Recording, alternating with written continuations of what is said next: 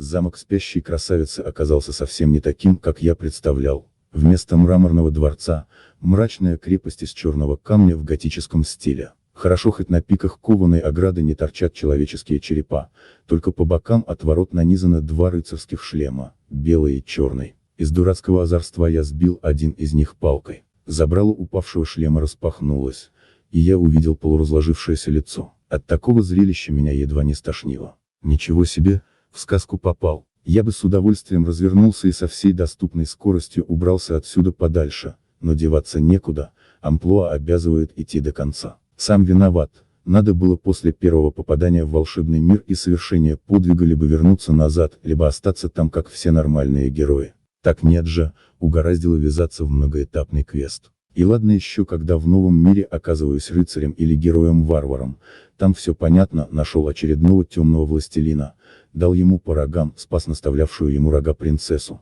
совершил с ней прелюбодеяние, и свободен, иди в портал к очередному подвигу. А вот что прикажете делать, обратившись в Министреля? Пением злодея уморить. Учитывая полное отсутствие слуха, я конечно мог бы это проделать, но ведь лютню мне на уши раньше наденут. Да и спящую красавицу будить, не бродячего певца дело, пусть этим какой-нибудь принц занимается. Ворота за моей спиной захлопнулись, отрезая путь к отступлению. Что ж, долой сомнения, вперед с лютней наперевес, злодеи, берегите барабанные перепонки, сыграю так, что умрете на месте от эстетического шока. На сей раз квест определенно носил не боевой характер, поскольку никаких препятствий, ловушек или хотя бы захудалого лабиринта на пути не попалось. Я быстро нашел нужное помещение, пройдя главным коридором. Это оказался большой мрачный зал, в центре которого стоял открытый саркофаг, обычный, а не хрустальный, с лежащей в нем девушкой. Помимо того в антураж входили дыба, железная дева и другие пыточные инструменты,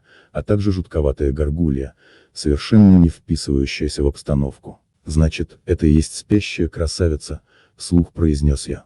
Обстановка вызывала непреодолимое желание услышать человеческий голос, хотя бы свой собственный. «А разве она не красавица?» — глухо пророкотала горгулья, обернувшись ко мне. Весь его вид недвусмысленно говорил, что в случае отрицательного ответа мне как минимум оторвут голову, а скорее используют как объект для демонстрации действия всего наличествующего пыточного инвентаря. «Красавица», — согласился я. Лукавить мне не пришлось, девушка и впрямь была красива, кожа белая, волосы черные, губы алые и далее по тексту. «Замечательная принцесса». Видимо, монстр уловил в моих словах вопросительные интонации, поскольку поправил. «Она не принцесса, а злая колдунья». «Условно». «Почему условно?» «На самом деле она не злая», — пожал плечами он. «Имидж такой просто». «Ага, а ты, наверное, людей не ешь и вообще вегетарианец». «Не ем. Сырыми. Демон я не видно разве?» Я вынужденно согласился, что видно. Действительно, кем еще быть с клыками, когтями и чешуей существу, охраняющему покой спящей условно злой колдуньи. Уж за комнатную собачку его точно никто не примет. «А почему она спит, послеобеденный отдых?» «Спасители все тупее с каждым разом», — вздохнул демон. «Заколдовали ее. А шип розы укололась. Странно, я думал, эта злая волшебница должна заколдовать принцессу. И там вроде, речь шла про яблоко или веретено. Это не каноническая версия», — пожал плечами демон. «Я так понимаю, ты тоже не местный?» «А кто тут местный?» — хмыкнул он. «Разве что те два идиота, головы которых у ворот торчат. Но может и нет, я не спрашивал, а они сразу целоваться полезли. С тобой», — брякнул я, за что удостоился очередного сомнения в моих умственных способностях. «А ты их к ней не подпустил?» «Подпустил». Демон скрипнул клыками так, что их разнеслось по всему залу. «Не сработало. Напрашиваться проверить, выйдет ли что-то у меня, я не стал, помня, что случилось с предыдущими неудачниками. А может тогда сам попробуешь?» — предложил я. Раз уж версия не каноническая. Он как-то странно взглянул на меня и отвернулся. Я уже собирался уточнить, что такого глупого было в моих словах, когда он все же ответил, но не с грозным рычанием, как раньше, а тихо и едва ли не с дрожью в голосе.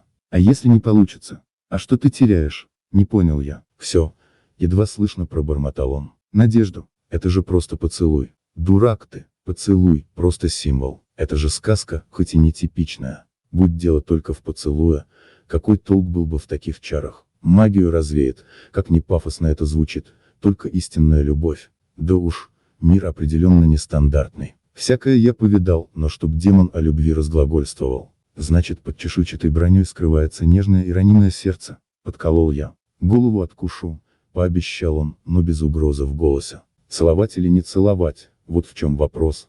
Продолжил поясничать я, но увидел сверкание его когтей у себя перед носом, осекся. Нет, но серьезно, как говорится, лучше сделать и пожалеть, чем не сделать и все равно пожалеть. Хоть будешь точно знать, есть между вами эта истинная любовь или нет. Ничего ты не понимаешь, вздохнул он, возвращаясь на свое место. Иногда неопределенность предпочтительнее отрицательного ответа. Отрывая рыцарям головы, ты, наверное, сомнениями не терзался. Конечно нет, удивился он. С чего вдруг? Мне наплевать, что они обо мне подумали и как ко мне относились. Я бы сказал, провалиться мне на этом месте, если я хоть что-то понимаю, но в волшебных мирах со словами нужно обращаться осторожно, никогда не знаешь, где тебя подкараулит исполнитель желаний, жаждущий кого-нибудь облагодетельствовать. Цирк с клоунами, пробормотал я. Пока ты не пришел, клоунов не было, проворчал демон.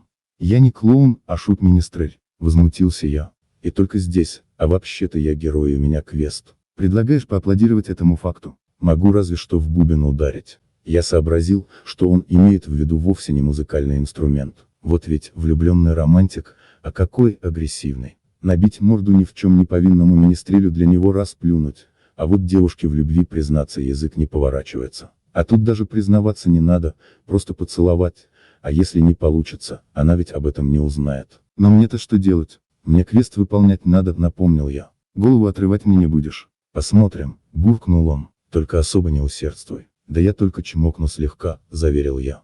Важен же символизм. Демон угрюмо зыркнул на меня и царапнул когтями пол так, что искры полетели. Ох, погубит меня длинный язык, если сейчас вздумаю его применить, уж точно.